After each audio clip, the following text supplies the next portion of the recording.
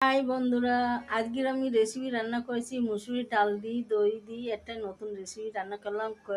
যে যেরকম কি কড়ি রান্না হয় সেই কড়িরই মতন রান্না করেছি। কড়ি গাছে গেছি, কড়ি গাছ থেকে কড়ির পাতা ছিঁড়িয়ে নিয়েছি, ওকে ভেজেছি, আলু ভাজাতে দিয়েছি, এমনি ভেজে রেখে দিয়েছি। মুসুরির ডাল আলাদা রান্না করে নিয়েছি।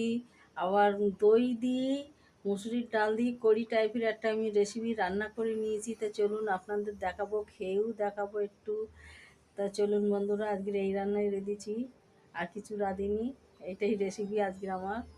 চলুন, রোজ রোজ কী আর রেসিপি ছাড়বো, যেটা আসে ওইটাই দেই একটা অর্ধেক। আমি একটু বাটিতে নিয়ে নিয়েছি, আপনাদের খেয়ে দেখাবো, ঠান্ডা করতে দিয়েছি।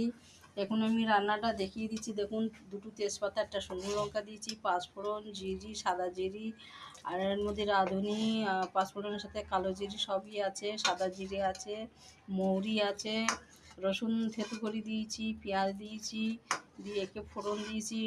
ফোড়ন দিয়ে নুন, হলদি, শিমলা কালারিংয়ের জন্য শিমলা লঙ্কার গুঁড়ো দিয়েছি, একটু হলদি দিয়েছি, দিয়ে নুন দিয়েছি, দিয়ে এই আমি তৈরি করে নিয়েছি। এর মধ্যে মুসুরি ডাল এক বাটি দিয়েছি সিদ্ধ করি।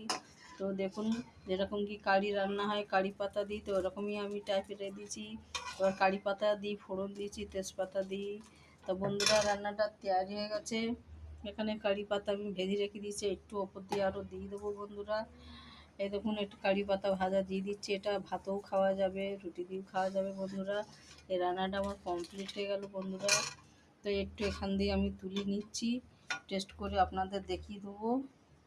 বন্ধুরা, আমি গ্যাসটা অফ করে দিচ্ছি। এখানে রান্না হয়ে গেছে। এই প্রেশার কুকারে আমি মুসুরি ডাল সিদ্ধ করে নিয়েছি, এতে ফোড়ন দিয়েছি, বাচ্চারা খাবে। আর কারির এই যে দই দিয়ে কারি টাইপের রান্না করেছি, এর মধ্যে দিয়েছি মুসুরি ডাল, আর এতে রান্নাটা আছে, এর মধ্যে কারি পাতা দিয়েছি বন্ধুরা, দিয়ে ভাজা করেছি। হেভি টেস্টি লাগবে খেতে। কিরম হয়েছে, নুন টুন কিরম ঠিকঠাক আছে কিনা একটু খেয়ে দেখিয়ে দেবো আপনাদের। আজকের এই নতুন রেসিপিটা রান্না করলাম। কারি তো বেসন দিয়ে অনেকবার আমি রান্না করেছি। বিহারে গেছি, সেখানেও রান্না করেছি।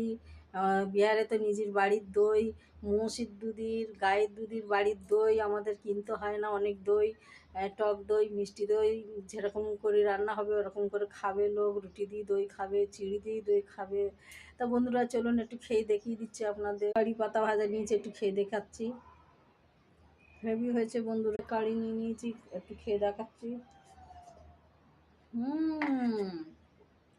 হেভি টেস্ট হয়েছে। পেঁয়াজ রসুন সবই দিয়েছি বন্ধুরা।